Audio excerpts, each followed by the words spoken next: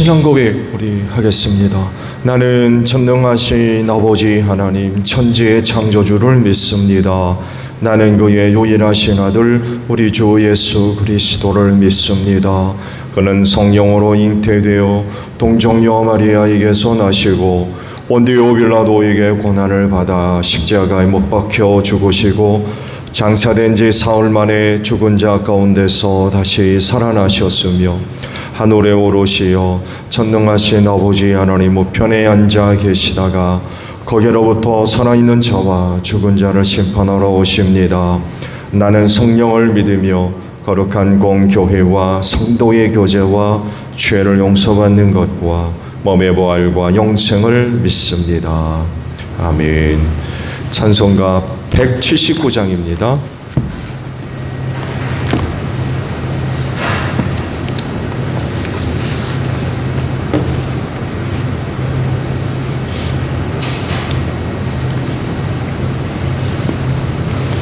찬송가 179장이에요.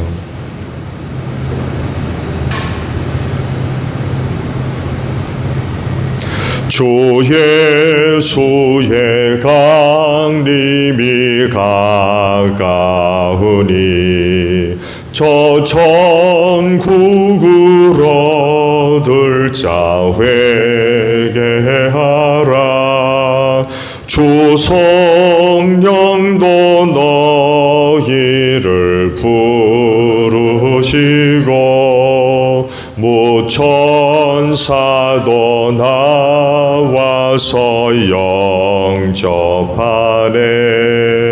주 예수님 너희를 찾으시니 왜 의심을 하면서 어찌한다. 온 세상 죄 담당한 어린 양은 죄 많은 자 불러서 구원하네. 이 세상이 즐기는 재물로는 내 근심과 고초를 못 면하리. 또 숨질 때 위로를 못 얻으며 저 천국에 갈 길도 못 찾으리. 내 아버지 주시는 생명양식 다 배불리 먹어서 영생하라. 거드심을 버리고 주께 오면 그 한없는 자비를 힘입으리. 요엘서 1장의 말씀입니다. 13절에서 20절 마지막 절까지 봅니다. 요엘서 1장 13절에서 마지막 절에요. 제사장들이 굵은 베옷을 입고 슬피 울어라. 제단 앞에서 섬기는 자들아 통곡하여라. 하나님을 섬기는 제사장들아 굵은 베옷을 입고 성전으로 가서 밤을 새워 통곡하여라. 너희가 날마다 아침 저녁으로 하나님의 성전에 바칠 곡식제물과 부어드릴 제물이 떨어졌다. 거룩한 금식을 선포하고 성회를 열어라. 장로들과 유다 땅에 사는 모든 백성을 불러 주 너희 하나님의 성전에 모으고 주님께 부르짖어라. 슬프다 그 날이요 주님께서 심판하실 날이 다가왔다. 전능하신 분께서 보내신 바로 그 파멸의 날이 다가왔다. 곡식이라고는 구경조차 할 수 없다. 우리 하나님의 성전에는 기쁨도 즐거움도 없다. 씨앗이 흙덩이 속에서 모두 말라 죽고 광바다 텅텅 비고 가물어 거두어 드릴 곡식이 없어서 창고는 폐허가 된다. 풀밭이 없어 가축들이 울부짖고 소떼가 정신없이 헤매며 양떼도 괴로워한다. 주님, 제가 주님께 부르짖습니다. 불볕에 광야의 불이 모두 타 죽고 들의 나무가 이글거리는 불꽃에 모두 타버렸습니다. 시내에도 물이 마르고 광야의 초원이 다 말라서 들짐승도 주님께 부르짖습니다. 아멘. 오늘 주일 아침에는요 15절 상반절에 있는 말씀을 봅니다. 슬프다 그날이요 주님께서 심판하실 날이 다가왔다라는 말씀입니다. 어제도 잠깐 말씀을 드렸습니다만 해도 갑작스레 남유다의 큰 위기가 나타났죠. 원인이 뭡니까? 두 가지였죠. 큰 메뚜기 떼가, 많은 메뚜기 떼가 나타나가지고 모든 거 다 갉아먹는 이런 상황이 돼버렸고, 거기에다가 또 큰 기근이 와가지고 물이 다 말라버리고 밭에 초장에 뭐 곡식이나 풀이 하나도 남아있지 않고 다 말라버리는 이런 일까지 겹쳐서 벌어졌죠. 그래서 말씀을 보게 되면 하나님께 드릴 제물마저도 없는, 그 성전에서 매일 제사를 드려야 되는데 백성들이 그런 어려운 가운데 처하니까 제물 드리는 사람이 없는 거예요. 그래서 성전에서의 제사도 중단돼 버린 이런 상황이 된 거죠.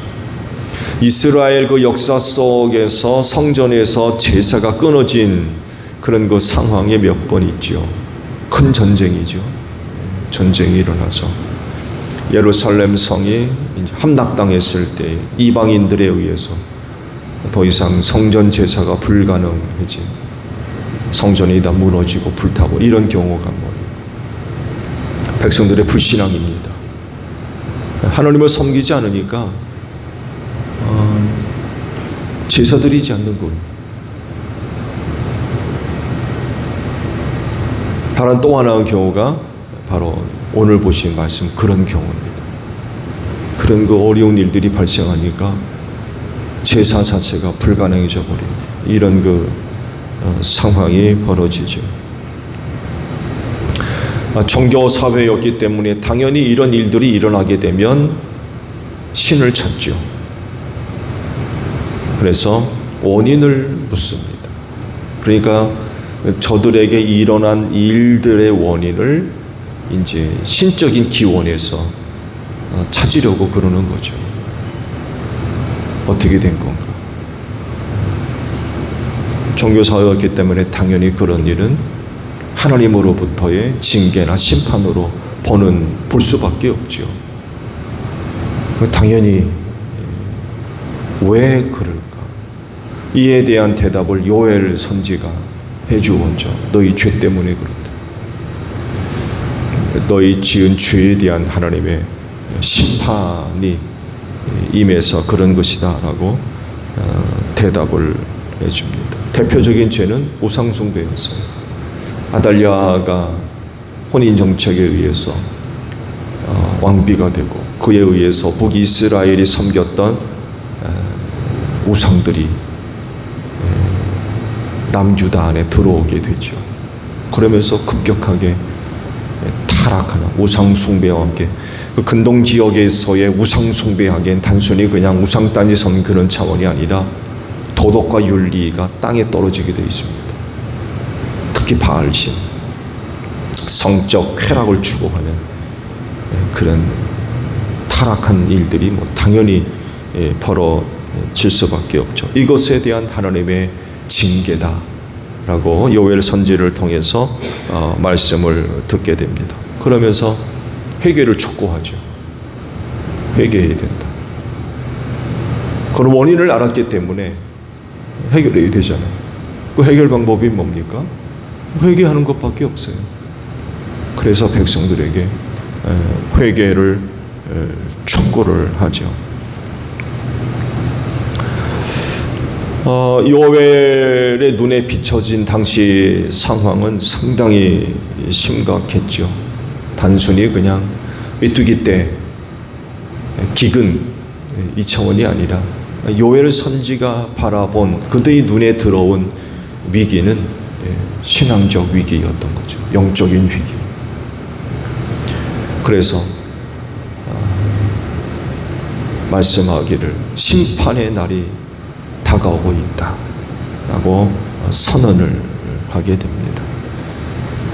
그 주에 대한 하나님의 심판이 지금 다가오고 있다는 것을 이제 보는 거죠.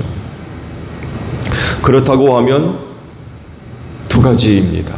하나는 꼼짝없이 그 하나님의 심판과 징계를 당하는 것이 하나가 있겠죠. 다른 하나는 문제 해결입니다. 심판을 받는 경우에는 한 가지예요. 하나님 앞에 자기들이 지은 죄를 깨닫지 못하는 겁니다.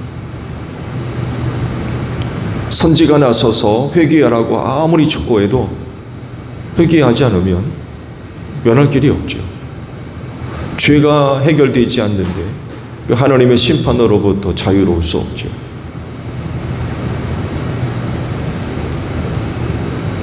다른 하나는 하나님 앞에 자신들이 지은 죄를 깨닫고 회개하는 것입니다.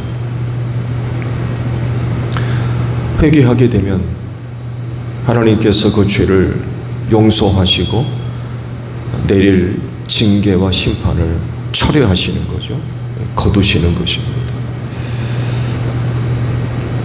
정신 차리고 영적으로 각성하는 거죠. 이 자리엔 반드시 회개가 일어나지 않을 수가 없죠. 오늘 주신 말씀, 요엘 시대에만 해당되는 말씀이 아니죠. 그 당시 이 말씀은 남유다라고 하는 한 나라에 제한적으로 선포되어지는 말씀이지만 오늘 이 세대를 사는 모든 사람들에게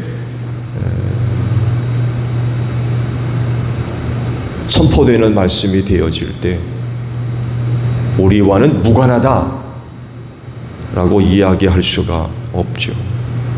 어쩌면 그 당시보다도 더 위기의식이 더 강하게 작용하는 말씀입니다. 이 시대를 사는 모든 사람들이 오늘 이 말씀을 볼 때에 이 말씀은 우리와 상관없어 이렇게 얘기할 수 있습니까? 오히려 더 그때 당시 요엘 선지로부터 들었던 그 말씀보다도 더 확대가 될 수밖에 없고 더 심각성을 느끼지 않을 수가 없는 거죠. 왜냐하면 이 마지막 때 알리는 일들이 오늘 이 세상에 얼마나 많이 나타나고 있는지 몰라요. 정말 곳곳에서 얼마나 많이 일어나고 있는지 이런 그 사건들을 알 때에 오늘 주신 이 말씀을 본다고 하면 우리와 상관없어, 이 시대와 상관없어 라고 이야기할 사람은 한 사람도 없을 겁니다. 어쩌면 더 심각성을 느끼지 않을 수가 없을 겁니다. 주신 말씀대로 주께서 심판하실 날이 다가왔다 라고 할 때 이게 무슨 말씀이에요? 이렇게 얘기할 사람은 없다는 것입니다. 그렇기 때문에 이 말씀으로 인해서 이 시대를 사는 모든 그리스도인들은 정신 차려야 됩니다. 영적으로 각성해야 되고요.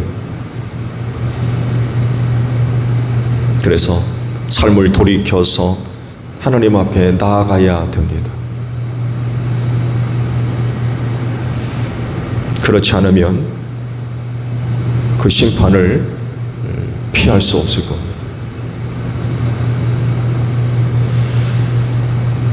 주신 말씀대로 그 날이 슬픈 날이 될 수밖에 없어요.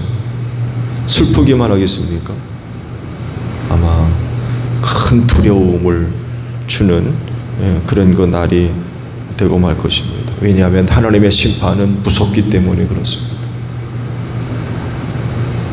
죄에 대한 하나님의 심판의 내용들을 성경이 얼마나 많이 기록합니까? 그 내용들과 그 결과들을 보십시오. 그건 정말 심각한 것입니다. 하나님께서 심판의 채찍을 한번 드시면 피할 수가 없습니다. 멸망 각오해야 됩니다. 정말 무시무시한 일들입니다.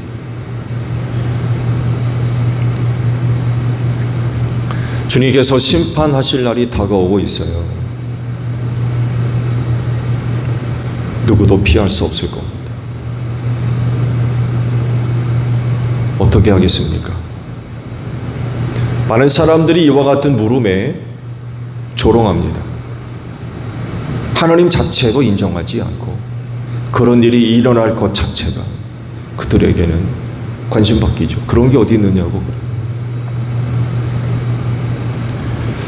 그러나 그리스도인들은 압니다. 그 날이 반드시 다가올 것을, 또 이 세상에 일어날 것을 알아요. 그렇기 때문에 주님의 심판날을 앞두고 있는 그리스도인은 그날에 구원받을 자로서 합당하게 살아야 되겠죠. 합당하게 살아야 됩니다. 지난 주일 베드로 후서에 대해서 주시는 그 말씀을 봤죠. 베드로를 통해서 이를 두고 하신 말씀 있죠. 두 가지였어요. 거룩한 행실과 경건한 삶. 거룩한 행실과 경건한 삶. 이런 그 삶을 살아야 된다라고 베드로 사도가 경고를 하고 있습니다. 이 날에 합당한 삶의 모습들입니다. 우리가 이렇게 살지 않으면 하나님의 심판의 날을 결코 견디지 못할 겁니다. 그럴진데 오늘도 이 주일을 통하여서 거룩한 행실과 경건한 삶의 모습들을 고백할 수 있는 여러분들이 되시기를 바랍니다. 주기도문합니다. 하늘에 계신 우리 아버지, 아버지의 이름을 거룩하게 하시며 아버지의 나라가 오게 하시며 아버지의 뜻이 하늘에서와 같이 땅에서도 이루어지게 하소서. 오늘 우리에게 일용할 양식을 주시고 우리가 우리에게 잘못한 사람을 용서하여 준 것 같이 우리 죄를 용서하여 주시고 우리를 시험에 빠지지 않게 하시고 악에서 구하소서. 나라와 권능과 영광이 영원히 아버지의 것입니다. 아멘. 기도하겠습니다.